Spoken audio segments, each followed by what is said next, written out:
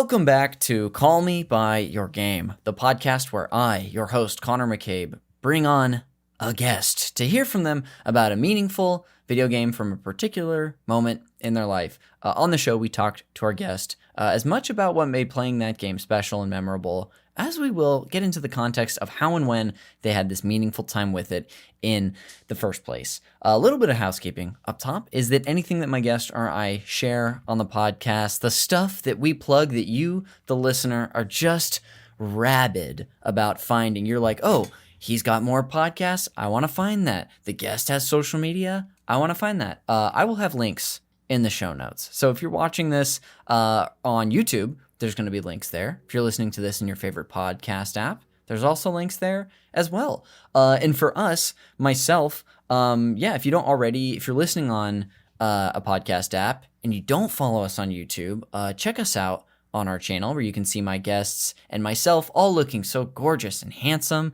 There's physical comedy that we do occasionally that you just don't want to miss on the video form. And then if you're watching on YouTube, thank you so much.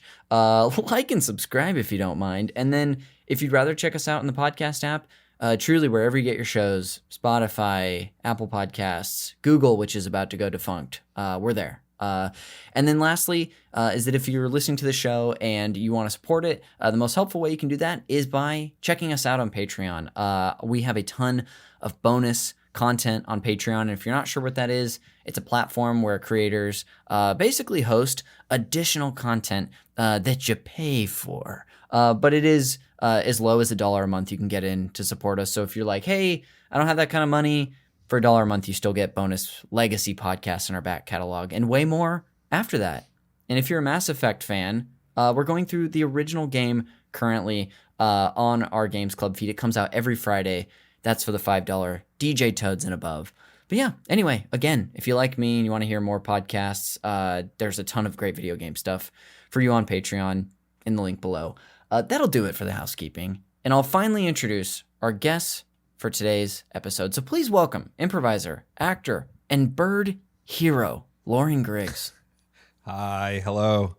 Thank you for having me on, Connor. It's great to see you. You know what? It's excellent to see you, pal. How are you? Thanks, man. I'm doing pretty good. I'm doing very good. I've had a good bird day. I've had a good bird week. You were telling me this a little. You mean you gave? I don't know if I would call it a tease, but you like wet my whistle. I don't know. You got me excited about it, and you were telling me this. Well, first of all, will you maybe tell the listener a bit about your endeavors and also why it's been a good bird week for you? My endeavors. Let's see. Where could you find me? Boy, you could probably find me at Sepulveda Basin up in the San Fernando Valley. You could find me up there looking around for little guys. The Silver Lake Meadow. That's another great place to go to. Very, very hot spot. Yeah, very, very hot spot. Especially between the hour of like 9 and 10, weirdly, which is like very, very interesting to say. But you can check me out there. I do some photography as well of birds, some of which is behind me now. You can find all of that other stuff and me just kind of generally being a bird. What would you call yourself? Are you a bird enthusiast, a bird supporter? I called you a bird hero, but for the listener, I mean, listen, birds need heroes. First of all, they are really, really not doing so hot with our with our climate, so they truly do need a hero. So if you could be a bird hero, you could always make a donation or certainly join up with a local place and go maybe do some native planting someplace. But what was your question? I totally forgot. Well, I love the train you went on. I was asking, how would you describe yourself? As you know, I threw up a couple of titles, bird-wise, and we haven't even gotten to the improv and the acting. But bird-wise, would you say you're an enthusiast, or how would you describe it? I'm definitely an enthusiast. My thing is photography, especially in trying to figure out like the best way to photograph them. I guess I just, I'm biased, obviously, but like I think it's like one of the harder things to photograph because like you have to work with them and they are so active, or small, or uncooperative, and there's just so much that can go wrong that like that rush of like getting the perfect shot. I guess it's like hunting in a way, which it's just like the animal doesn't die with me, unless I hit it with my car. But they have it's just really hard to do, like it's hard to do. But as much as you can do, certainly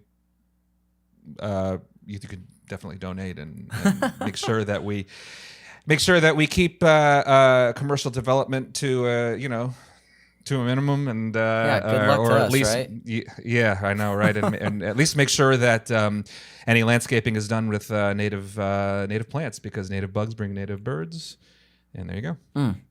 Dang. I mean, one of the you were talking about your photography, and one of the benefits of watching on YouTube is I'm seeing some gorgeous photos behind you. Thank you. And I'm sorry for immediately making this all about the birds. But what I will say is that I feel like you would have been such a kindred spirit of my grandfather's, because my grandfather loved birds. He would paint birds. So he was like quite an incredible artist of many types, musician, painter, anything. He was really skilled at. Like, he didn't obviously grow up with computers, but when my family got my grandparents a computer, he like made the most gorgeous Microsoft Paint art you could ever see, often of birds. Whoa. Yeah. The next time I'm at my parents' house, I need to send you some photos of just some like paintings and stuff he's done, because I feel like it's very similar. You're both capturing an essence of like the beauty of these creatures.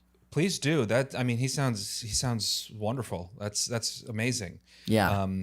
I have a great aunt who went to the Galapagos Islands in like the 60s, maybe even before that, and she got a picture of a blue-footed booby that is like spectacular. It is like just beautiful. It's like lived in our like family, I don't know, sort of oeuvre. Yeah. I guess for a long time. Dang, that's really cool. Wow. Well, hey, I've been on the bird topic a lot. Thank you for humoring me. It pleasure. is something that I do think about when I think of you, especially just like scrolling on social media and seeing like what my friends are up to. Like, it's one of the more unique hobbies that anybody has that I know, but you have more going on than that. I know you like I know the majority of my guests on the show, because we both do improv comedy in Los Angeles. Sad but true. And I've at least known your name. We did a little digging before the pod. I've at least known your name since 2016, so 8 years at this point, which is bonkers. But I want to say that I started seeing you around more in like 2017 into 2018, when we were both doing a ton of indie improv. Yes, and we were doing it. We were doing it together. We, for a brief moment before the pandemic, weren't we hosting the same show?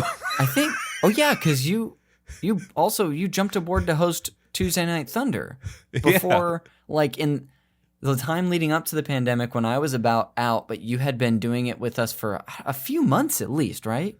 Yeah, I really only got maybe like a few months in. Yes. But it was at that time where I was like hosting like 3 or 4 shows. Yes. Throughout the area, and then like was weirdly in a show at the Inner Sanctum, yes. UCB Sunset, and truly just getting burnt out and not really knowing it. Yeah. Yeah. I had something to say about. Oh, well, you brought up Tuesday Night Thunder. Yes. I still have access to that Facebook page as an way. admin, and I'll every now and then I will switch over on there, and I will find all of the people that are still liking that page from all over the world. Who knows? Might not even be real people. Truly, that's so funny. It's the strangest thing. I wonder if that's like a Facebook thing specifically, because I'm a hero out there, and I no longer have Facebook, but I do have every other social media imaginable. But I don't have access to it anymore myself. But I was listening to, I don't know if you listen to Get Played, which Matt hosts with Nick Weiger and I'm familiar. Kimmel. I am familiar and a fan. just the Of other all three of day, of all three of them, is that what you said? Yeah. Oh, I was listening to a recent episode, and Nick was talking about how the Facebook group that they had for their old UCB team, the last day of school, just had like millions of people who liked it, and then they finally figured out that it was like a bunch of like junior high and elementary school kids who just love the concept of the last day of school, which That's makes so much sense. And I'm like, oh, I would also feel that way if I were still in school, because what's better than that? Yeah, that really reminds me of, I mean, like when Facebook was like first started, like I got my first Facebook account in 2005. And like when we were doing, like that was back when like it was just colleges, you know? Yes. And the concept of groups came about, and like they just had like all of these like weird local groups that they had. And we all had like, I remember my favorite one was called Easy Mac. Not so easy. No way. Easy Mac, not too easy. Not so easy. No, turns out not so easy. That was my favorite one. We had one about the squirrels on our campus called Squirrels Are Crazy. That, yeah. I swear I've heard someone tell a similar thing, because I think, gosh, what was up with Facebook groups? What a phenomenon. You're bringing me back to ones that we had on our college campus as well. That's so funny. Where did you go to school, by the way? Because I know you're from the East Coast, correct? Yes, I'm from Rhode Island originally. I went to college at like a small liberal arts college in New Hampshire. Okay. So I was there for, we're talking like, '05 through, I don't know, '08, I guess. Yes. Okay, cool. '04 through '08, whatever. Just kind of curious. It's always fun to just place people in their different eras. And so I knew you very weird. Sorry. No, please.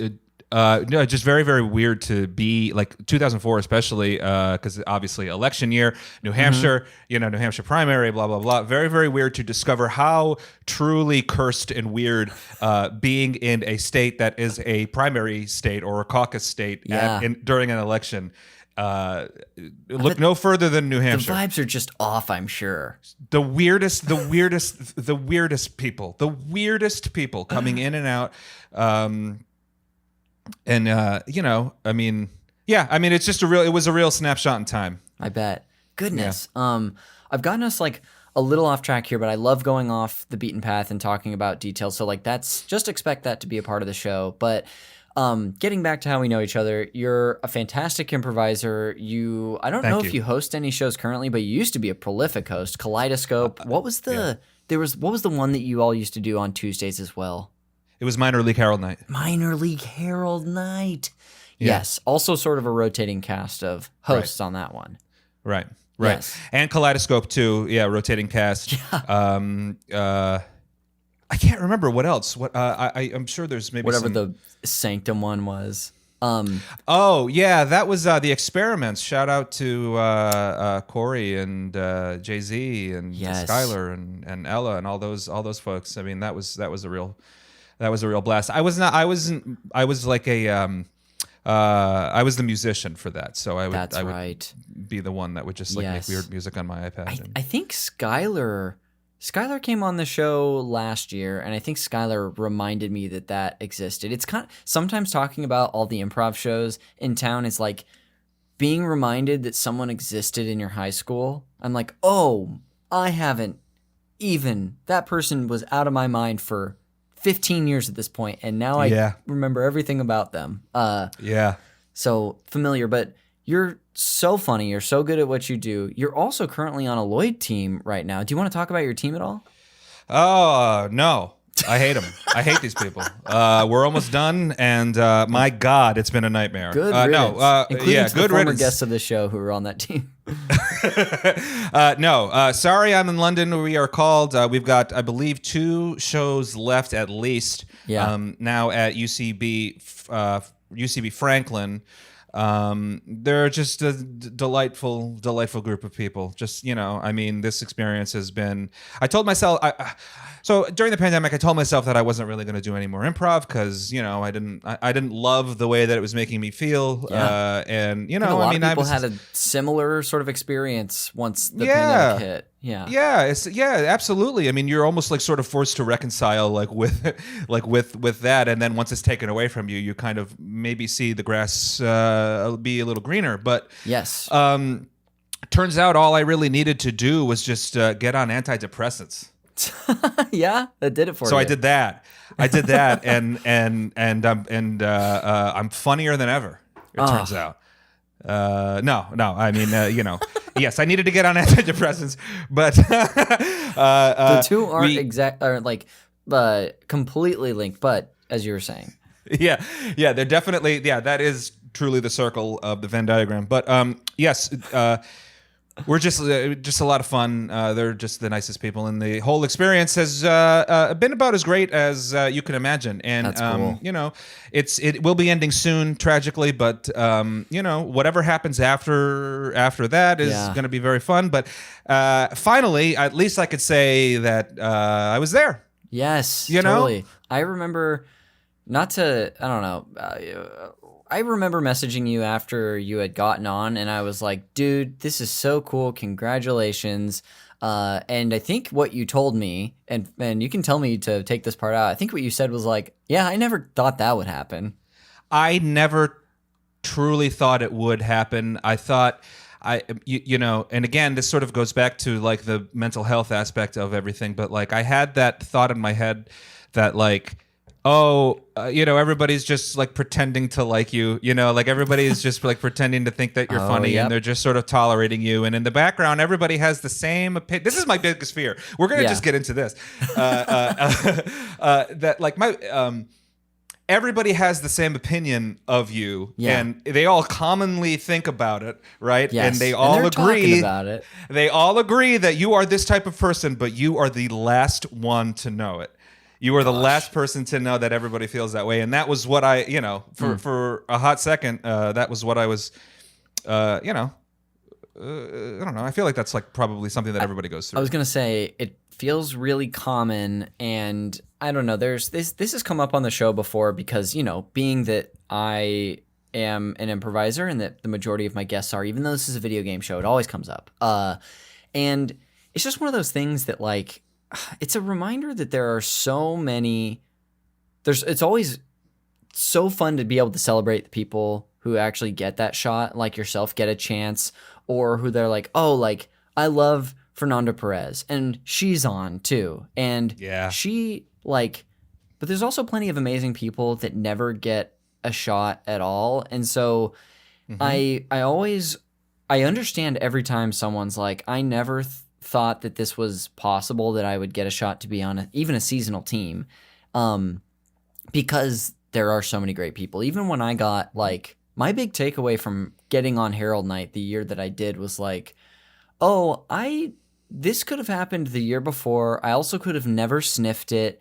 And there's plenty of amazing people who just like don't even get callbacks, who like could show up and be amazing on this. So, sorry to make us dig into that a little bit. Were you going to say something else? No, I mean, I would to your point. I mean, like similarly, when you got on Herald Night, I've always thought of you as like one of the people to like hold a standard to, because you're so kind, you are always so welcoming, you were always so excited to like have new people come in and like and not necessarily have the same old folks always back and keep it sort of like an insular thing. You were always one of the most warmest people that we have, so I would always like think in the back of my mind, I've never told you this, but I've always thought like I would always look at Connor and be like, you know what, that's if somebody just moved to Los Angeles and like wanted to get into like this whole thing, and they, and I told them no, don't do it, but they did it anyway. I would point at Connor McCabe, and I would say that that's the person that sets the model for like how to at least just be a person that is here. Well, it's true. So what I'm saying is that it's really your fault. Well, great. It is my fault for sure. I have poisoned your and many people's brains. But that's really nice to hear. And also, I've got the clip I need, so I can, if anyone ever says anything bad about me or brings up the actual awful things I've done in my life, I can just point him to this clip that I'm going to take from this episode. Well, to that I say, AI, do your worst. Let's go. Do your thing, baby. Is there anything else, Loring, about yourself outside of, improv that you'd like to share with the listener? I know you're an actor too, and if not, we can move on to game stuff, but I wanted to open it to you. Yeah, I mean, I don't know. I'm one of those guys that like pops into things from time to time. If you ever need just like a big dude that looks like he got his hand stuck in a vending machine, that's me. If you ever need, I don't know, like the struggling IT guy who just got like a blast of toner like into his face. That's true. Sign me up. That's basically it. I mean, Cool. yeah. Awesome. Well, we'll circle back to this stuff at the very end of the podcast as well. So if there's any additional things you want to plug, whether it's shows, social media, what have you, we'll do that. But thank you for sharing about yourself. We pretty soon are going to get into your general history with games. But before we do, will you please introduce what you've brought on today and call me by your game? Oh boy. Well, Connor, my game is called Total Annihilation. Yes, I cannot wait. A game, I'll tell you, never heard of before you brought it up to me. But I had a feeling. I did my research for this episode, and I'm very excited to talk to you about it for many reasons. There's a couple of like things I care, like video. I'm not going to get into it, but I'll tell you when we get there. So excited to hear about Total Annihilation. But let's start at the beginning. I don't know much about your history with games. When did you first take an interest in them in your life? Was it as a kid? Was it as an adult? My mother was a teacher, and she, growing up, she had an Apple II GS in her classroom that she would be allowed to bring home every summer. So when summer came around, it was Apple II GS season.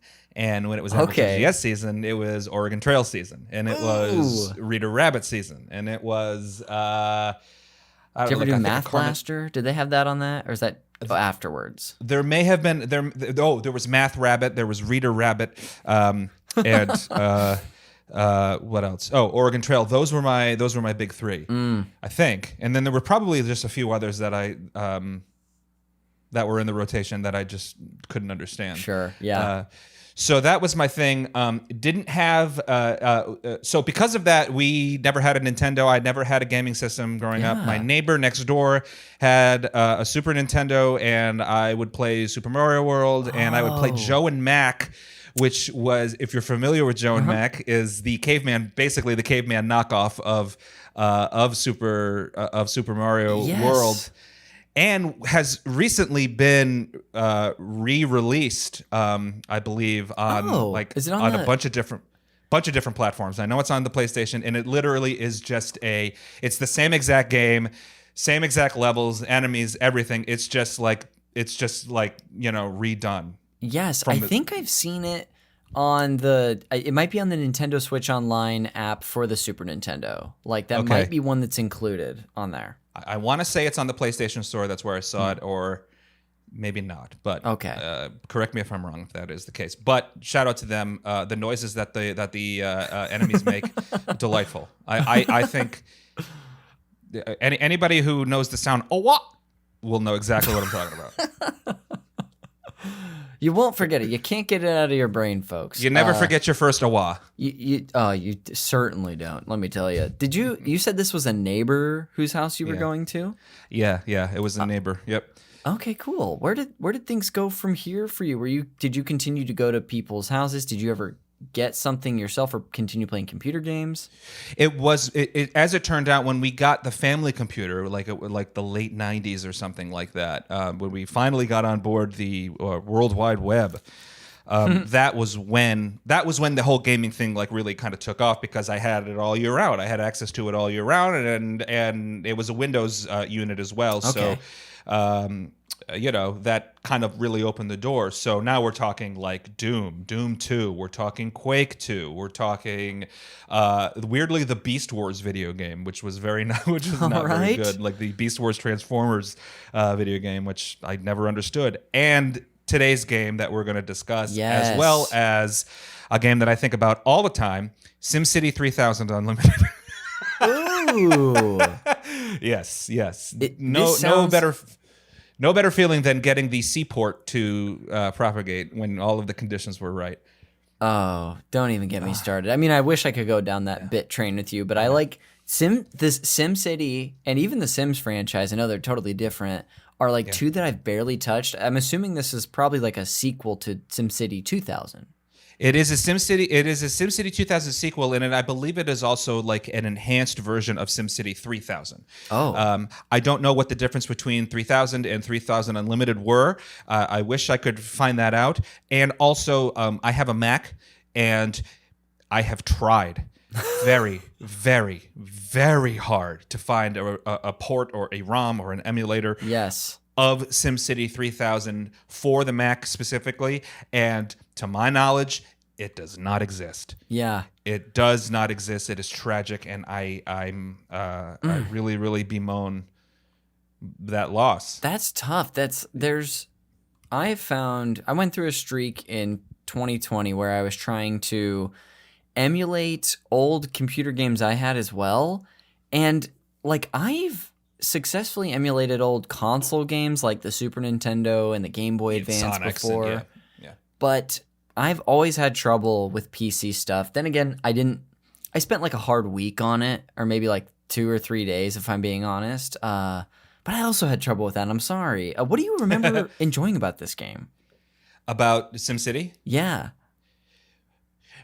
Mostly because like when I would stay home from school sick, it would be something that I could just sort of like veg out and do all day. Oh. And I learned, I mean, it really, ultimately, I think looking back, it really taught me like city planning and civics and design. Interesting. And like, how to make things nice, but like maybe not too nice. You're that kind of like that push and pull of like what makes, what is vital for like a local economy, I guess, to thrive, and I'm sort of like retconning in like my own little like sort of my like own a little narrative? social studies lesson. Yeah. Sure. Absolutely. Definitely that. That's really and plus, cool. like, it also like when you are starting out with a plot of land that looks, that was totally randomly generated. I mean, that comes with its own features and in some cases like detractors that would maybe make it difficult. That affect like, let's see if I can build a city with like a giant mountain in the middle. Yeah. You know what I mean? That's so fun. So Scott Theed came on a while back, and because I haven't said it on the show, and I've got it labeled wrong, I realize, on the Twitch, but it'll be right on the YouTube video. This is episode 199. So we are coming up. So I've done a lot of these podcasts with people, talk to a lot of people. So if the listener or you were like, this guy keeps being like, when I talk to this person, I'm very much Peter Griffin, I'm realizing on this episode. That reminds me of the time. You're making me feel at home as a Rhode Islander. I mean, I don't like to talk about my ex like that, but me and Peter, we go way back. This checks out so much, and I totally see it now. It's pretty good. I see you never dropped that. Scott Theed came on years ago at this point and talked about City Skylines. I don't know if you're familiar with that series. The way you're talking about SimCity 3000 is the way he talks about that, and the things he enjoyed is what you're expressing here. It definitely was formative. I mean, it wasn't because like this was also like thrown in the mix of the game that we're talking about today, and Doom, and like Carmageddon. I had the demo disc for Carmageddon. So like you had that boy thing of like, we gotta like shoot everything, we gotta do this and that. You definitely had that, but then you also had like the quiet, smart, nerdy kid games. I'm like thoughtful. That. Oh yes, it was a very much like, I guess it was my version of like combing on a Zen garden or something, or clipping a bonsai tree. It definitely has that effect. That's really cool. I would love to hear about, where you went from here with games. Did you continue to play them? Where do we go? I've got specific questions, but I'll just let you take us down the path for a bit. So I play a concerning amount of Destiny 2. Oh, I am a day one Guardian Titan. If anybody needs to raid or do any of the dungeons, hit me up. I will take you. I will Sherpa. I'm very happy to do that. I also am a big baseball head, as you know. Yes. Have a concerning amount of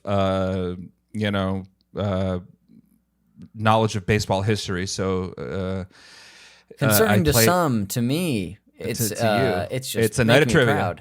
proud. Yeah, we could truly make a whole other podcast where we just name dudes, like we Yes. just name guys. You know what I mean? Yes. But as a result of that, I am a loyal MLB The Show player, and Oh. I mostly just do the like the franchise aspect of Yeah. it, of like finding the real roster, trying to find like the real, like all of the real prospects, all the real guys. If they're good, if they're rated well, that's even great. Bring that in, and just start wheeling and dealing and seeing and trying to figure out my way into a championship. I love that. Well, I have like a sort of a. Well, I will be giving you 3 recommendations at the end of the show based on Total Annihilation. But for now, a game I'm gonna recommend, and I hope you haven't played it yet, is Super Mega Baseball. I knew you were gonna say that. Have you heard of? Have you dabbled with this at all? Is that the game where you can hit the pitcher in the crotch? Yes. Yes. And in the head? Yep. You can best. knock out a pitcher with that. The players look funky.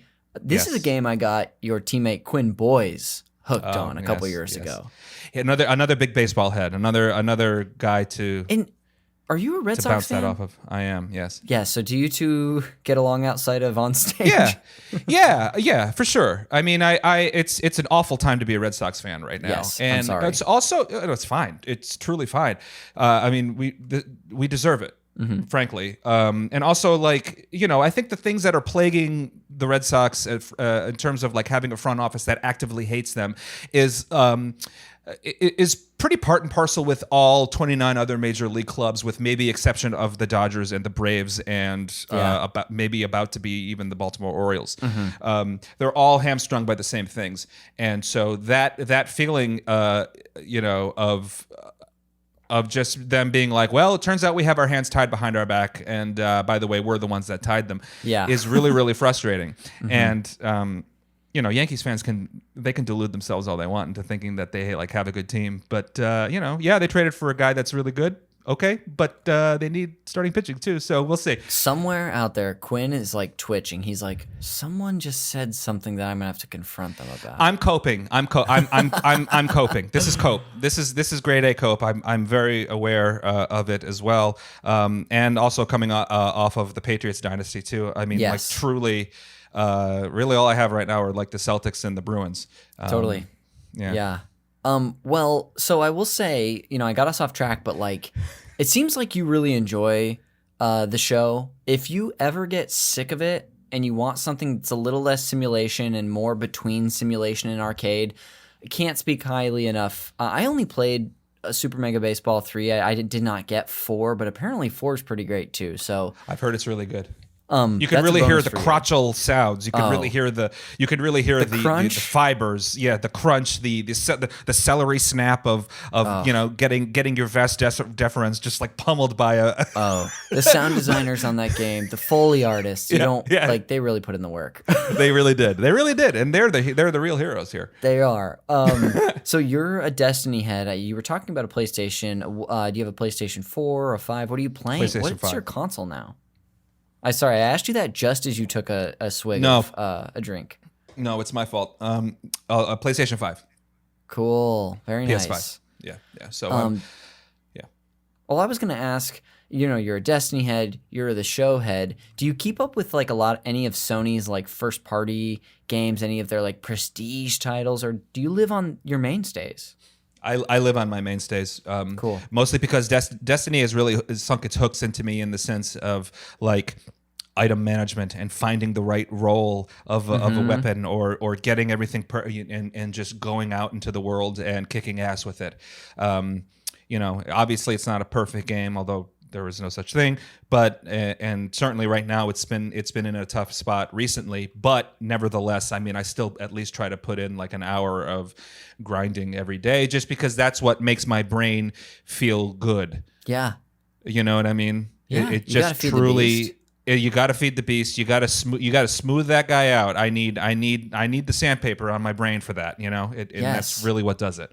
That's fun. I was talking to someone. We have like I feel like I've gotten really good on this podcast at weaving in plugs to other stuff on it. So this will be me taking the opportunity to say we have a great Discord for our network of podcasts. I don't know if you're a Discord guy, but I can send you an invite anytime.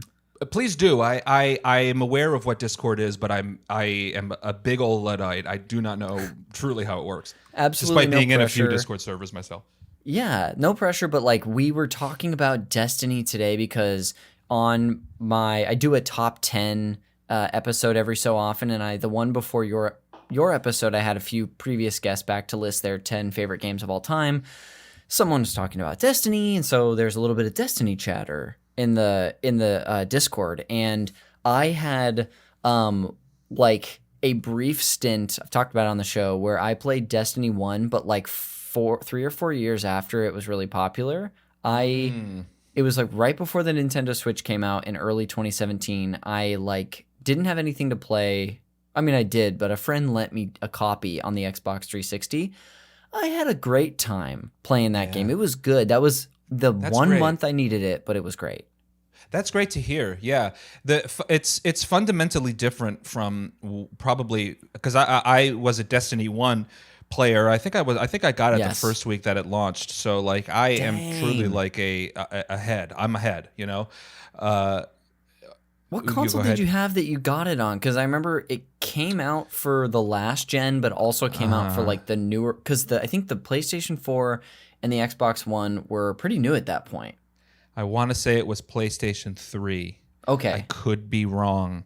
Gotcha. I was also playing Borderlands at the time too, so I had that thing of like getting something really cool and then shooting a bunch of like mutants with it, and then seeing the numbers like pop up and being able to have that feedback of how much damage I'm doing, which Destiny still has, and the ways that you can inflict that damage on your enemies now is like even crazier than what was in Destiny 1. Okay. There is almost a like a Magic the Gathering style or effect to it, you know, with like stacking everything together, trying to figure out exactly how to triangulate all of your damage points into like a singular thing. It's being able to switch weapons now and inflict more damage had you not switched to a weapon before. And meanwhile, it's the same old rocket launcher or sniper rifle or whatever that you had been using up to that point.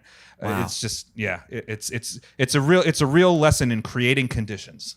Yes. Well, I'm glad to hear that you're, still riding with Destiny 2. I know that like it doesn't have quite the player base that the first game has, but like I'm glad to hear that someone is still getting, not that you're the only person, but that someone is getting joy out of it. Yeah, my understanding is that like the player base has really kind of waxed and waned in the last few years, and every time that there's a DLC or an expansion that comes out or a new season that arrives, everything spikes and everybody goes on the grind, and then once they get their thing, they go to someplace else. And I think that is a perfectly healthy way to have a relationship with something. Totally. I unfortunately don't have that in me, and I almost like I have to not be around my console or truly be busy doing something else in order to not, at the very least, go grind like 3 or 4 bounties and then turn them in. Yeah. And just get that little like golden nugget. Yes. This is great. I've got a couple remaining questions for you before we head to break.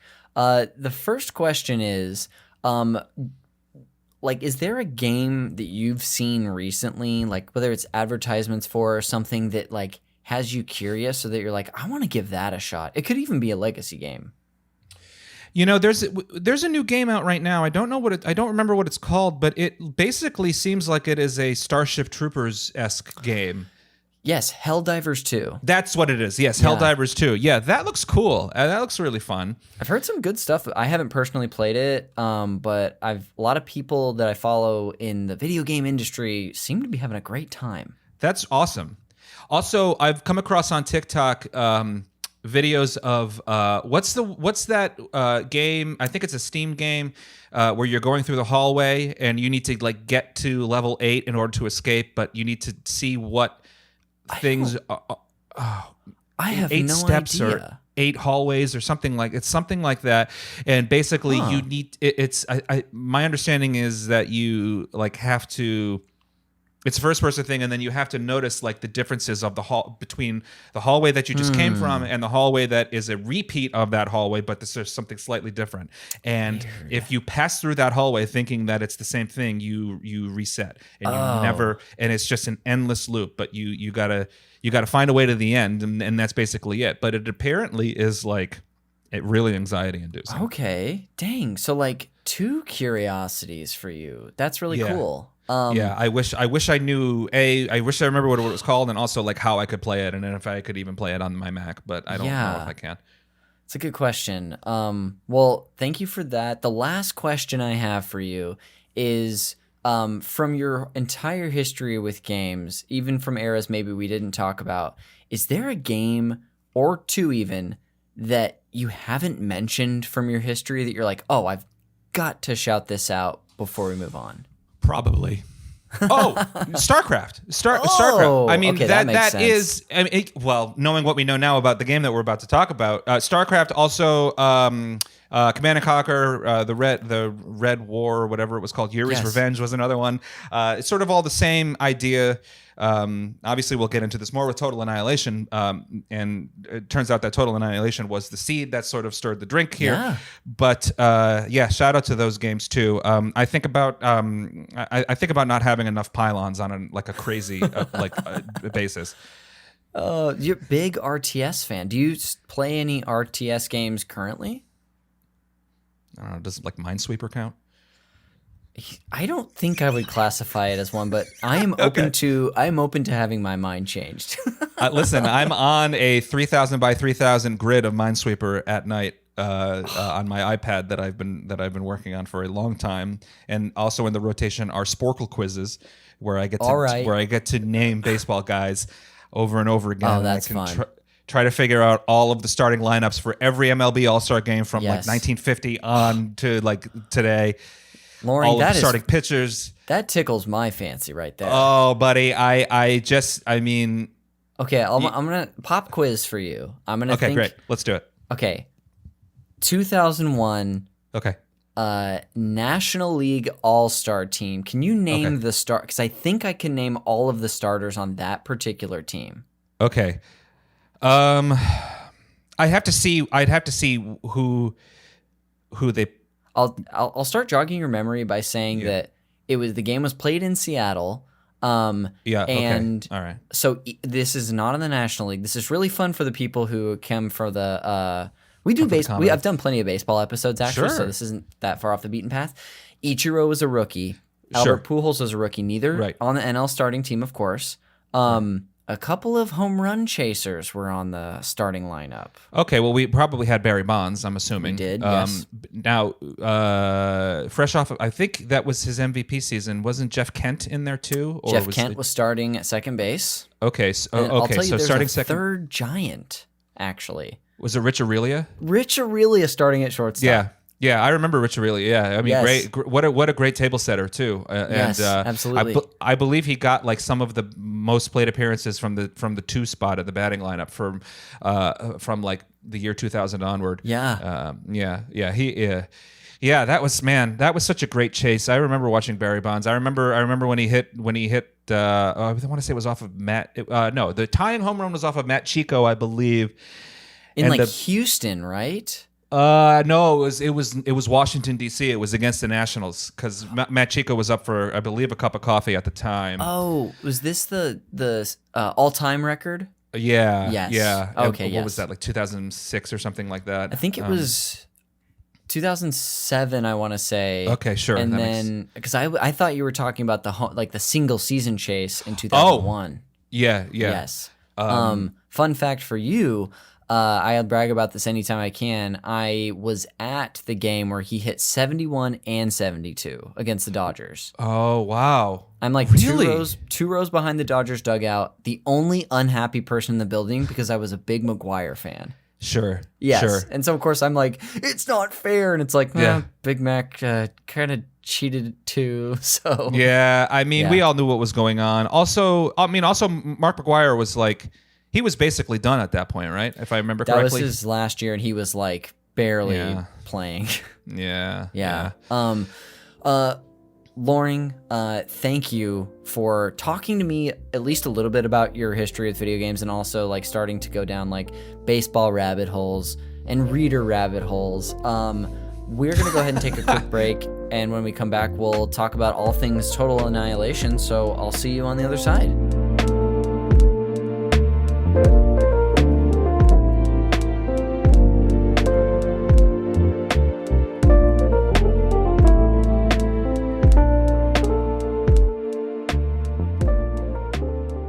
Welcome back to Call Me By Your Game. Connor McCabe here, and I'm of course here with our guest for today's episode, Loring Griggs. Loring, welcome back. Thank you. Here we are, finally getting into the main event a little bit. Today, you've brought on the game Total Annihilation.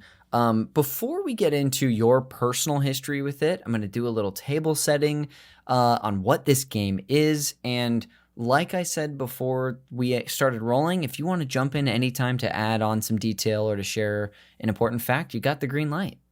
Great. Like, I'm excited to hear what you dug up, because it might. There's probably a lot that might be memory hold, or plainly stuff that I don't know about. Yes, I've got we'll see too, because I got a couple of really fun facts at the very end of the show as well. Okay. But anyway, here I go. Total Annihilation is a real-time strategy video game created by Cave Dog Entertainment, which I'll tell you, Loring, didn't even know that existed. Mm-hmm. Both of my facts are about this studio because it's the only game they ever made. Yeah, pretty for the most part, yeah. And I'm really excited. So this was a subdivision of one of my favorite studios ever, Humongous Entertainment. Yes, it was. Now, people who listen to the show or watch me stream know that I'm a huge fan of the Backyard Baseball series, and that was a spin-off as well of the Humongous Sports series. This was a company started by Ron Gilbert, who made his name at LucasArts as a point-and-click adventure whiz on like the Monkey Island series. Do you ever play any of those games? Or like like Freddy Fish or Putt Putt? Mm-mm. Okay. Well, anyway, he ended up starting this company, Humongous Entertainment. Cave Dog Entertainment was a spinoff as well. The game itself was released in September 1997 by GT Interactive for Microsoft Windows and Mac OS. They also had 2 expansion packs that were released: the Core Contingency in April 1998 and Battle Tactics on July 20th. In July, so eventually, the studio would close, and like a lot of stuff at Humongous Entertainment, there was the companies were bought by Atari eventually, and so I think Atari had the rights to the games, and then Wargaming, which is a company, bought the franchise. I don't know if they've made a game since then, but there was a spiritual successor to Total Annihilation called Supreme Commander. Do you know about this? No, I thought you were going to mention there was like a spin-off of Total Annihilation, but it was more of like a bow and arrow style type of thing. It was more of like a Warcraft to StarCraft sort of vibe. Yes, I mean, it's very possible that they did come out with that. It just didn't have anything on the deep research that I did on Wikipedia, if you've ever heard of it. I think I sit on the board there actually. So yeah. Well, anyway, do you have other details about Total Annihilation before we get into your personal history that you want to include, whether it's how the game worked or any specific setting that you want to include? Well, I mostly played on skirmish mode, which was like a really kind of just starting from the ground up with the commander. Yes. Who was like the guy, and basically the object was, you amass this entire army, this entire base. You have to do resource management. You have to do unit measurement management, and once you kill the opposite, the opposing commander, you win. Yes. That's basically it. The commander also has a very powerful gun on his own that takes a lot of energy to make. But he also has like little pew pew lasers. Oh, you got to have your as well. pew pews. You got to have. There's a lot of pew pews in this game. There's also a lot of like slower traveling projectiles too. A lot of plasma. A lot of like gunboats, machine guns. Eventually, in one of the they have a giant Krogoth thing, which was like a kind of like just a massive robot that probably stood like way higher above everything else, but it took forever to build, and it was extremely resource heavy. So if you were able to do it, then you could do it, and it could definitely change the just like the direction of your match, essentially. Yeah. It could totally change like the course of whatever's happening. I'm trying to come up with more stuff. My keyboard is not working. Why is that? Anyway, I got a question for you to start out. Please. The first question, I don't know if you had sort of teased this at all in our opening half, but do you remember how you even came to have this game? Yeah, it was sitting at a local computer shop at the time where we had just gotten the computer, and my dad was like, I don't know, you got any fun games? This guy Nick, he goes, you got any fun games? And he was like, you know what, I heard a lot of fun about this game, Total Annihilation, and he gave me the box, and I remember it to this day. Seeing, you remember how like computer games would come in like the cereal box sized box? Oh, I love the big boxes. The big box, yeah. Now they don't even make box anymore. But it was like they have. I remember that cover so well, and it had like a door that you would open. It would just be so cool. Looking at all these little guys, they just look so cool. And so I remember booting it up, and I remember like when you're at the startup screen, it would make like a hum, like a very low, like a very foreboding, like humming, noise, and then you would click through, and it would be like kind of like very like a lot of wrought iron and a lot of steel and very rigid, and the soundtrack was fantastic also. And as an Easter egg, it turns out that you could take the disc and put it in your Discman, and it would play the soundtrack for you too. Whoa, okay. Pretty cool. Which was a lot of fun. Really nice, epic orchestral music. Just a lot of great stuff. Oh, I had a pretty cool opening. Sequence too. Yes. I don't know if that has to be on I booted up a couple of like one like sort of a retrospective, and then also like a long play. But what do you remember about it? I remember like the very epic guy being like, what was once a brutal war between, like he was just doing like truly like a little bit of narration. It was between the arm and the core. There were two factions, but like there really wasn't, as far as I can remember, any clear delineation between the two of them. They just kind of like one group looked like this, and then another group looked like that, and they all had units that kind of counteracted each other pretty easily. And then the thing that really got me going on it was the fan.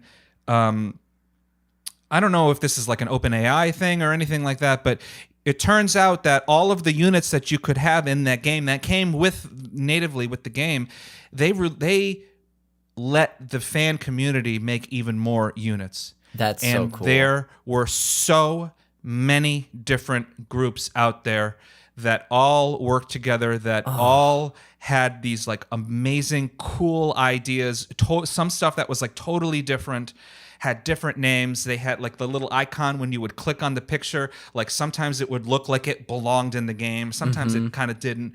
And it was like you could really get under the hood of this game and like really figure out how you want to manage your experience of the game. And that was really what it was all about for me at the end. It wasn't really cool.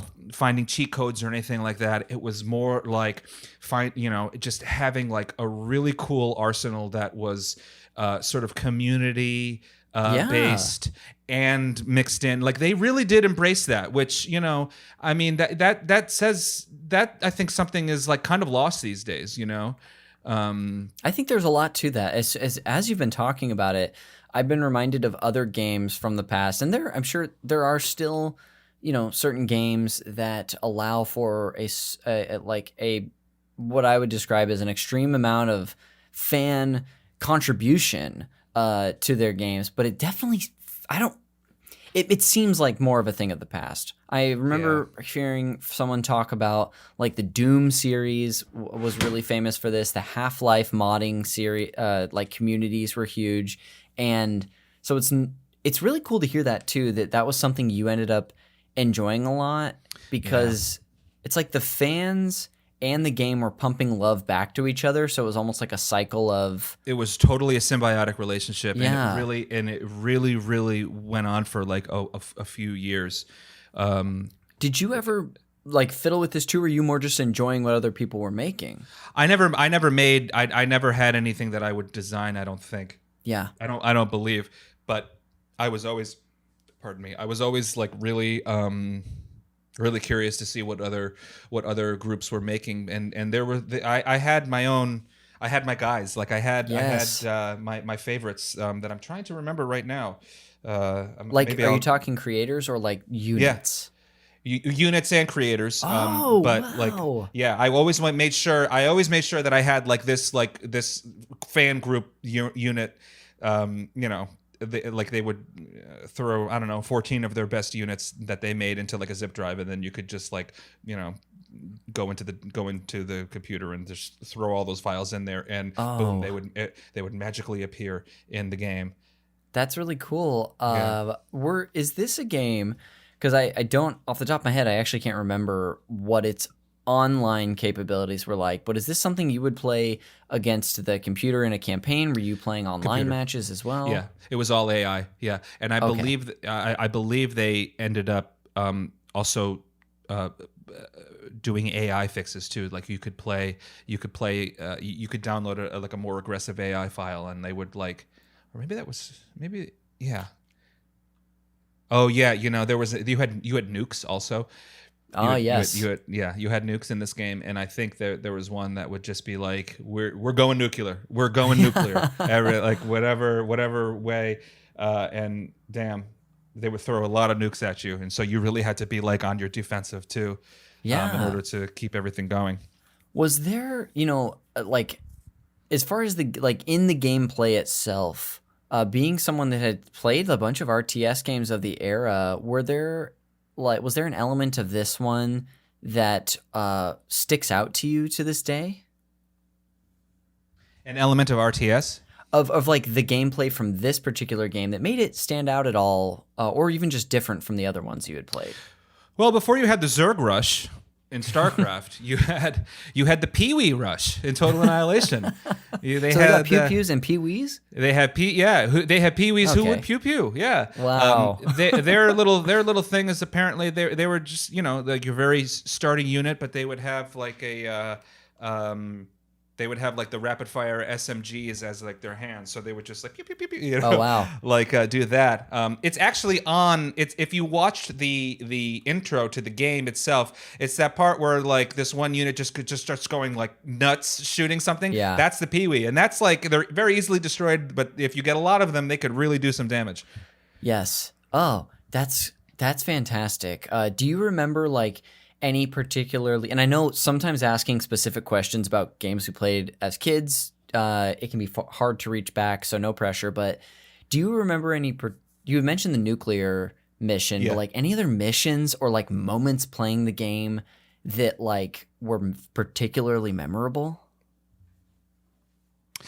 So the maps that you could play on were different terrains, and some of them were natural, like water and land, or some of them were like on a moon, or some of them had like gas geothermal vents that you could put plants on top of to create energy, and some of them were totally made of metal as well. Yes, I saw a bunch of those in this video. Yeah, so the metal ones were cool because like you can put a metal extractor down, like on one of the normal like water and land maps, like there would just be like an ore deposit that would look like kind of like a silver little like splash on the ground. You would build a metal extractor on top of that, and that would spin and generate metal for you. But here you could, on these metal maps, the ground is metal, so you could just plop down metal extractors of any size anywhere, and you can have them all like in a row, and they would all look like all nice and neat how they were. They would all look like, like a very, very organized. Of course, the computer never did that. That would always just like they would always just like have everything as a mess. But Yes. I was very organized. That's really fun. It sounds like there were a lot of ways to. I mean, even hearing you talk about Destiny 2 and like the ways that you sort of, for lack of a better term, min-max like your way through that game and find fits and learn the systems. It seems like this is something you were doing back then too. Yes, it definitely. Yes, I'm learning a lot about myself as we record this because I mean, the thing that I do love about Destiny 2 is like, and it is kind of a knock on it in a way, and it does get tiresome. But it's basically like it's a first person shooter, or rather, it's an item management game with the first person shooter aspect to it. This is sort of the same thing. Like you could really just do whatever you want. That's cool. Gosh, there's do you remember anything that like looking? We had someone actually hop in the chat and ask a question. Game Pass Mike actually just said Total Annihilation has a very distinct 3D look. That was something that like stood out to me watching videos about it, was not only how of the times it looked, but how there was like a certain fondness of my heart that reached out to the sort of pseudo 3D graphics. And the sound too. The 3D sound was apparently part of it. I don't know how in depth that was. I mean, that could have just been marketing for all I know. But as far as like the engine goes, like there was, you did have like. You had like shadows, like angles of shadows, like on the ground. So yes, you'd be looking like as from a bird's eye view on top of everything. But like you would essentially get like, I don't know, it would sort of create that like sense of sprawl. Yes. In one direction. That's cool. Really, really appealing look. And I was like, oh, it's so 1997 in the way that I love. There were light sources. There was wind directions. There were, like I said, like different. And like the geothermal vents, like when you found them naturally, they would like kind of like poof smoke, but like those plumes of smoke would go, or steam, I guess, would go in the direction of whatever the wind is. And if you had a wind generator that was spinning and generating energy, that too, it would all work in tandem. So like, wow. Yeah, I mean, it was definitely it.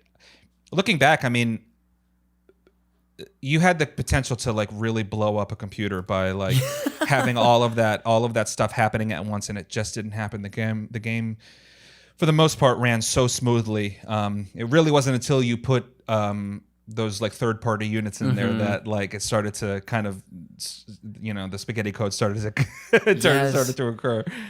Oh, that's so good. I want to dive into a little more of like the context from your life when you would have been playing this game, and I want to start with learning about the setup of where you had this family computer. So if you wouldn't mind scene painting for me, what this room was like, any detail you still have? I'd be happy to. Okay. So this was in our family den. This was just what we called it. It was an old house, and Rhode a lot Island. of time in Rhode Island. Okay. Yep. So gray, like a wolf gray carpet, and it was the computer was put on a table, which I have currently. Oh my goodness! It is a 10. I think it's about 10 feet long. It is a vintage handmade table from New Hampshire that my uncle had made in like, I don't know, the 60s or something like that. It is extremely heavy. Wow. And it can only be assembled in one way. This table was in this room. It was here for a while. I've since disassembled it, and it's actually in my kitchen right now. It's extremely cumbersome to move around, but it was sitting on that table along with the printer, the CD player, the amplifiers, all of that stuff. Maybe like a television, or I think there was like a small blue television, like a 12-inch screen on it next to it. I remember watching John Lester's no-hitter against the Kansas City Royals. Oh my goodness! On that television. Wow. Yeah. On that, and Yeah, that was basically it. Had like a really musty smell. I mean, it was an Yeah. old house. You said you described the carpet. Was this like was the den in the basement? Was it in the middle floor? Like It was on the second floor. So you would walk up the stairs, and it would be immediately to your right, and then you would turn right. There would be a guest room and a closet on one end of the hallway. And then immediately on the other side, to the right of that or the left of that, I guess, would be this room, and it would have a staircase that would go up to an attic area that was just filled with shit, just absolute crap, total crap room, lots of spiders, lots of like dust and yes, yeah, just not a lot of activity up there going on in that room. Well. No. Gosh, thank you for scene painting that. There's something about like seeing a computer not on a desk but like a table that does elicit like such a response from me, or like I've seen that at people's houses. I dream about that. I see it so easily in my mind's eye, and I dream about this all the time. I dream about this house all the time. Just all of a sudden I have the same dreams. I'm back in. I think I might have had one. I had one before I woke up before this. Oh my gosh! Just remembering now. Yeah, I'm sitting back in that room. I'm sitting or somewhere in the house, and the dream is always I'm back at the house as myself today, as a guy now. But I'm back in the house, and we did have bird feeders growing up, so that too was like a formative part of it. But now in my dreams, all of these birds that I have never seen before are coming to the bird feeders, and like they all start to come out, and I just start to see, and I'm like, oh my god, it's all happening! Like it's such a joyous dream. Oh, that's great. I just for some reason expected that to be like it's a dark dream, and then there's a like a ghost in the house or something, but that was so pleasant. Yeah, they are very pleasant dreams in a way, and then you do have like the wake up of feeling like that is a feeling I will never get back in my life. Yeah, I will never get. We don't have to dive into this too much, but is your family not in that house anymore? No, they sold the house and they moved to Florida. So the house has been So they've been there. They've lived there full time for well over 10 years now. It's been a long time. So yeah, that house it's changed hands. I've only been back to my hometown since moving I've been in LA for 9 years now, and I've only been back maybe 2 or 3 times since. Okay. In that span, because my family isn't there. I already come from a small family to begin with, and I'm an only child. So there's really nobody that I could go see other than maybe just like a couple friends here and there. Yeah. That makes sense. Even like, gosh, my family lives in the town I grew up in, and it's 5 hours from here on a drive, which is not much. And I also don't go back very often. So especially if they didn't live there, that makes so much sense. It's really it was a fun little town, I guess. What was the town again? Sorry. It's okay. It's Westerly. Westerly, Rhode Island is the name of it. So Westerly. It's right. Yeah. So it's it was right on the water-ish area, right on the line of Connecticut and Rhode Island. Okay. I could see Connecticut very easily from my house. It was just a quick walk away. It's really hopping now from what I hear. Like I grew up in a time when it was really kind of like maybe not a lot was going on, but now it is really, really banging as far as like a beach town goes. That's cool. Yeah. It's really nice to see. Speaking of that time when you would have been playing this game, in Westerly, when you think back, do you have any memories, like broad or specific, about your life from that time? And it could be game related or not. Like what little Loring was doing at that time. Oh my God, I had tons. I mean, I mostly would play that game during like my dad had a poker group growing up. Okay. And it was mostly on Thursdays, and they were sort of like rotate who would host the poker night. So either like Thursday nights he would just not be home, and it would just be me and my mom, and I would like watch must see TV and get Friends and Just Shoot Me and Frasier and whatever iteration of that Seinfeld, whatever iteration of that lineup. And then the next day was Friday, and baby, it's just such a distinct sense memory. I cannot put it into words other than just like saying the facts, but that Speaking of like a last day of school of sorts is like the day before the weekend. Yes, absolutely. Yeah. I mean, I have a theory about like that might have been why Thursday night television was such like appointment viewing for the week in the 90s, especially for comedies, because it was like that joyous thing of like, we'll just put people to bed and then when they wake up, it'll be Friday. And that's already just a fun day to begin with. That's so good. Yeah. But man, I remember like whether I was sick with like a cold, home for the day from school, or was up, 8 o'clock, 9 o'clock, listening to the guys from the poker group downstairs laughing and shooting the shit and having a good time, and having there be, we would cook, for them. There would be like, I don't know, like pork or whatever, just like the smell of food and like this game. Yeah. And hearing just guys like a bunch of like Italian guys like just doing all that. Oh man. That's so funny. Do you remember like at that time as well, like what you would have been doing, whether it's like a grade you were in or activities that you were up to, or just like anything like that? I'm just curious about. I mean, I remember. Yeah, I mean, I went to Catholic school basically from kindergarten to grade 12.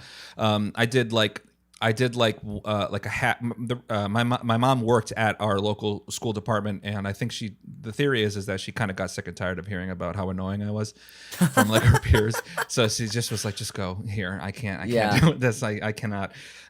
So they, I mean, I have, very distinct memories of it. Oh, and this just jumped into my head. Yes. I had a classmate who also knew about Total Annihilation. Oh. And once I found out about that was the one thing that I could talk to this kid about, because I had nothing in common with him otherwise. Very quiet, but like he knew that if he needed to talk about Total Annihilation, he would come to me, because I was the only person. Yes. I was the only person that knew about that. That's so good. Do you remember this person's first name? If you I do want indeed. To share it, I do indeed. I remember his first and his last name. I went to a very small school, so we basically kept in touch with everybody in our graduating class. Yes, his name was Nathan. Nathan, I just a name to a person. That's so good. Yes, his name was Nathan. He had blonde hair. Mm-hmm. He had thicker glasses than me, if you can believe it. But they were like square with like the two bridged, like almost like the glasses that I wear now that aren't these, but like you could tell like at the time, like he was like, oh, I don't want to wear these, and his parents were like, you have to wear them. Like it was like that sort of thing. Yeah. So go ahead. Sorry, I think you were going to continue. Well, the thing about this kid, this poor kid was, and I if he's out there, man, I hope he's doing good. But there was a family haircut that they had. A family haircut. Okay, now we're talking. Yeah, it was like he had really like long blonde hair, but it was like basically like a mushroom. It was like a bowl mushroom, the sort of bowl that would kind of like taper down. That would like taper down like the back of their neck. The boys were not allowed to have long hair at this school. So it would go about as far as it could. But he had an older brother that was like a few years. He had the same exact haircut and maybe like a little darker blonde hair. And then the father had the same glasses and the same haircut. Oh my gosh. It was just pepper gray. That's it. And I think the mom, I don't remember seeing the mom too much, only because she didn't stick out because she didn't have that haircut. But she's like, not for me, boys. Yeah, I don't know what the story was with that family dynamic. Looking back, I hope everything was cool. Yeah, and for you, that was just like the only thing you two really had in common. So that was your one middle ground to talk about. Yeah, because I was talking to the haircut. Yeah, yeah. You know.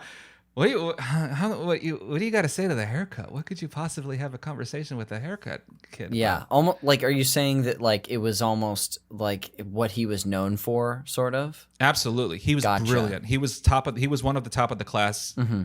I mean, nobody, as far as I could remember, nobody really disliked him. They probably were afraid of how powerful his brain was. Yeah, really. I mean, he could probably like pulse his haircut, and you'd like, and you'd like fall over, looking back. Hence Looking Total back. Annihilation. Yes, yeah, that's the real annihilation is when a blood vessel in your brain bursts. Yes. But Wow. yeah, he wasn't. He was not one of the popular kids. I mean, nor was I by any means. I was just like the fat guy that everybody could just like joke with. So that worked for me. Yeah. You know, we didn't really have a lot of like bullies or like people, you know, beating people up. Although there, you know, there certainly was that time to time. But Yeah. yeah. So he was perfectly fine. Cool. I hope he's doing. I hope he's doing okay. Gotcha. Well, thank you for sharing that and that like connect. I'm so glad we got this connection. Yeah, I am too. With Nathan. That's so Nathan. great. Nathan. Well, as we sort of wrap up this discussion, is there anything you haven't shared about Total Annihilation or this time that you'd like to get out? Well, 1997 turned out to be like a really formative year for me because that was I'm a huge Radiohead fan, and that was the year that OK Computer came out around. Congratulations! Around yeah, 1997 as well. I mean, let's see, box office 1997. What are we looking at here? Is that Titanic? You know it. Men in Black. We're talking Liar Liar. We're talking Air Force One. We're talking Star Wars: A New Hope. Face Off, dude. Con Air, George of the Jungle. I mean, it just goes. Truly, the list goes on and on. Scream. Yeah. Okay. Scream and Scream 2. That's interesting. I don't. Maybe movie heads would know that was a quick turnaround. I don't know. Dude, The Fifth Element. My favorite movie ever. The Fifth Element. No way. Yes.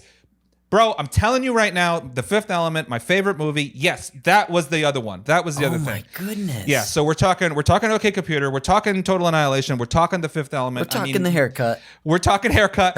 You know, 1997, and around that time, Dunkin' Donuts launched the Coolada too. So you know, what a time to be alive.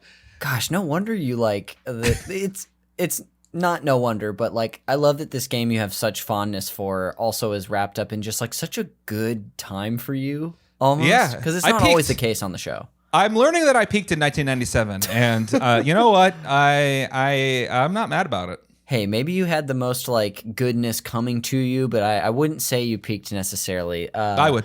We're still on our way up, and I'm just gonna keep disagreeing. No.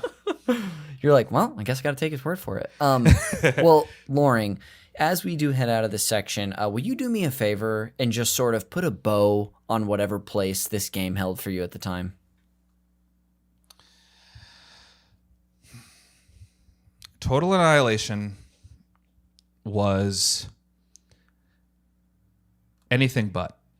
It was the most formative experience that I had as a kid. It taught me organization. It taught me conflict. It taught me resource management. But it also taught me that if you took a computer disk and you put it in your Discman, you might hear a soundtrack, or you might break the damn thing. Who knows? Well, that's great. Loring, thanks for wrapping that up for us and just sharing about Total Annihilation in general. We've got some fun segments, but thanks again for bringing it on. Oh, my pleasure. I mean, I really do. If there's ever a moment that I get to like really share something that like not a lot of people know about, because I know not a lot of people know about this game. Yes. And it's exciting to talk about it. It's just like before there was StarCraft, there was this. Yes. You know? It truly was like that. So everything that people love about StarCraft, they would absolutely love about this game, I'm hoping. Yeah. Well, wonderful. Before we go, though, I do have a couple of post-show segments prepared for you today. The first of which is the Fact Me by Your Game segment. And Loring, that's just where I'm going to share a couple of fun facts with you about this game. Let's do it. I've got two for you today. The first of which I have titled, We Had to Put the Cave Dog Down. Now, this is pulled from the Wikipedia article, but it's also sourced from a Eurogamer article back in like 2001. Okay. The closure of Cave Dog came as the game industry began to experience a downturn in sales, to which the parent company, GT Interactive, was affected. Outside of the Total Annihilation franchise, Cave Dog had 3 other ambitious games in development at the time, but only this game and the related kingdoms made it to the store shelves. And I actually don't know if the kingdoms is like some of the DLC. Kingdoms was that follow-up that was like bow and arrow. Expansion? Yeah, maybe more. No, it wasn't an expansion. It was a totally different concept. You were talking about. Yeah, that was that thing that I yes. mentioned before. So it was like more like trebuchets and catapults and like and flaming arrows and stuff like that. But it was the same concept. I never played Kingdoms because I like the future stuff. The past stuff I don't love. Okay, because you're a man of the future. We know that about you. It's true. I'm getting the chip. Oh, okay, huge. I thought you might be. And uncharacteristic, but I thought you might. So those are the only 2 games that made it to the store shelves. The unfinished products were called Amen: The Awakening, which was apparently a first-person shooter, Elysium, which was a fantasy adventure title, and a game called Good and Evil, an adventure title from Ron Gilbert, who is the guy I was talking about a bunch who helped found this company.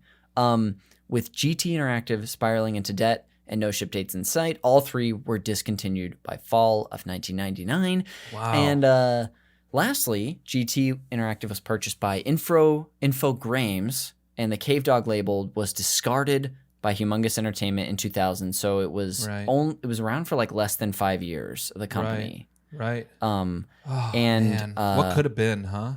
I know. It's like, well, and I'll get into even more of like why they even spun off this company just to make this game with our next fun fact, which I have titled Cave Dog Origins. Now, this, there's a great YouTube video, which if I don't include, I'm going to try to include in the show notes, but if I don't, people can look up. It's called Press Play TV.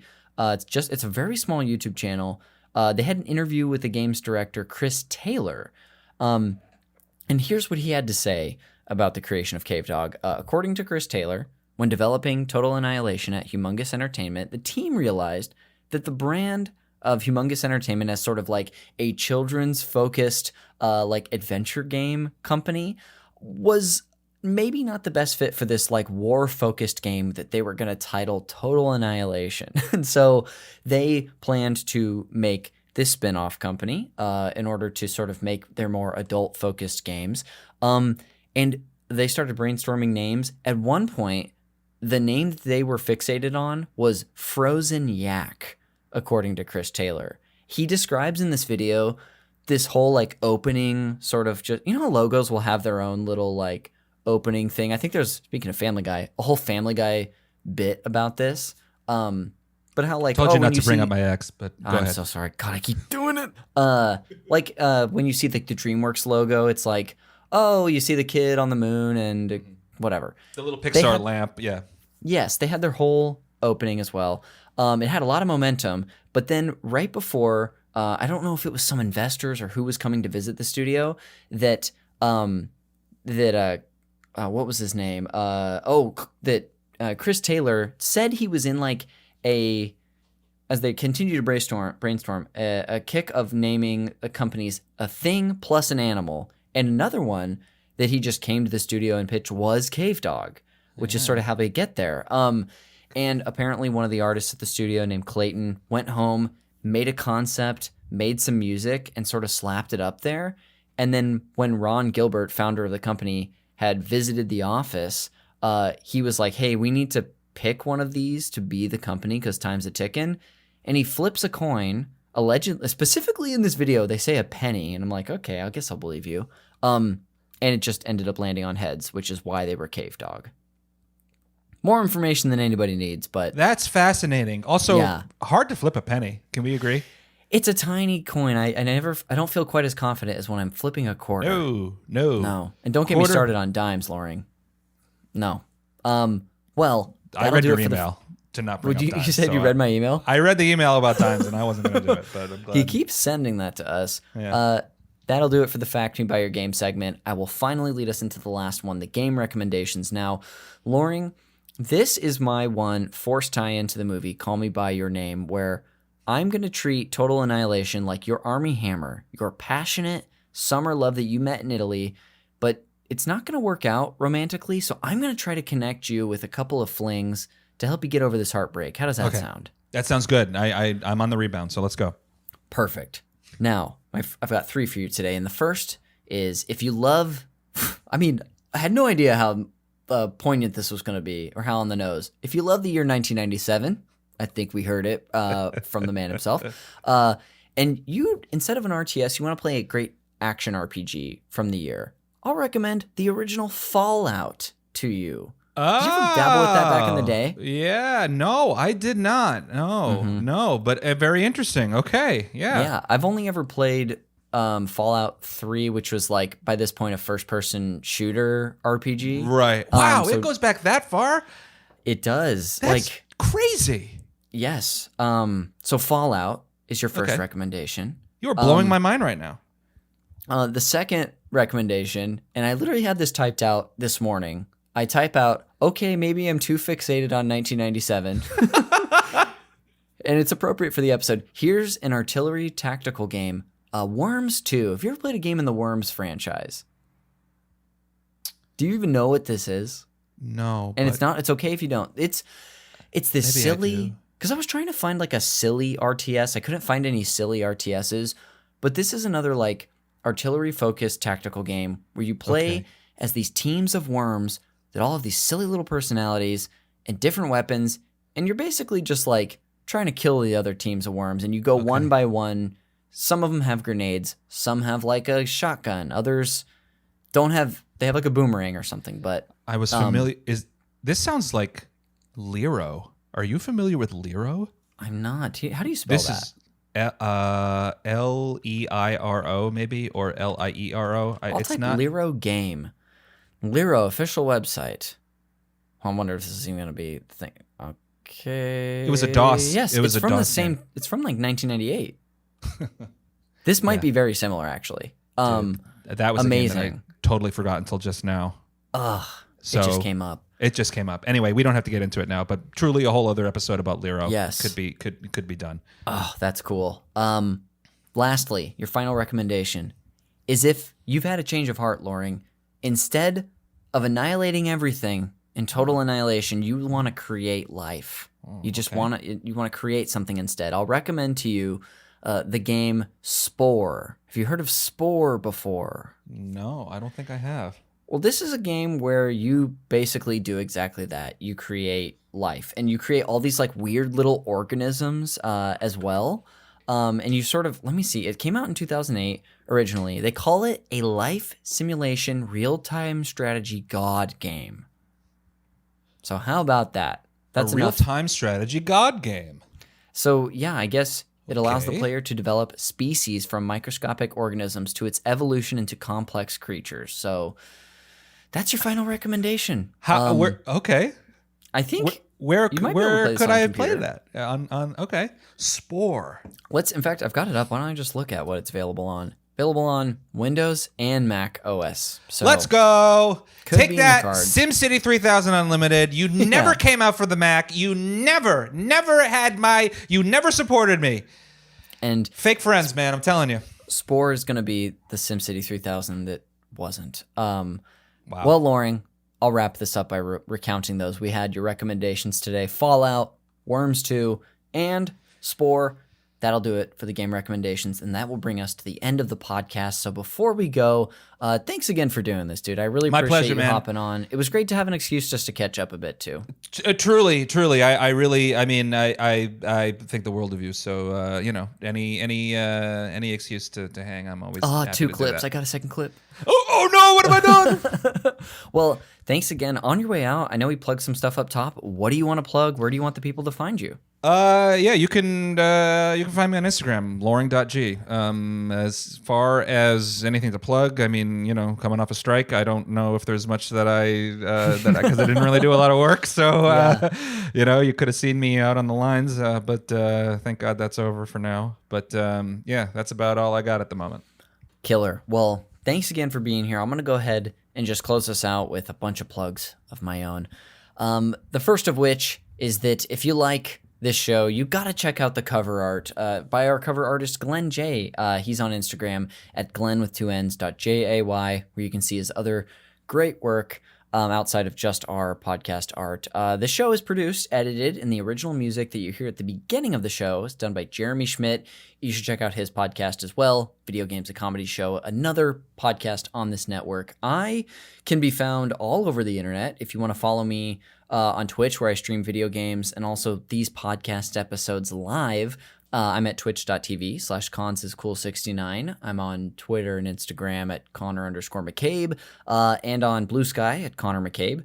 And lastly, I plugged it up top, but if you like me and the conversations I have with people about video games, you got to check out our Patreon. We've been doing this for 3.5 years at this point. And I also do a bonus monthly episode of this show where I have a group of people on. This is more of like, as you probably guessed from my chat with Loring, this is more of like an intimate, like get to know you / like what was your life like at the time.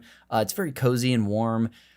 We got into some game details, but the bonus I do, the co-op episodes, those are all like really game focused. So I think coming out this month will be co-op episode 44. So there's 44 bonus episodes for you there. Yeah, again, a ton of more bonus crap there. There's plenty of tiers. You can find something that fits for you. Again, patreon.com/super NPC Radio. But that'll do it for this episode of Call Me By Your Game. We will see you on the next one.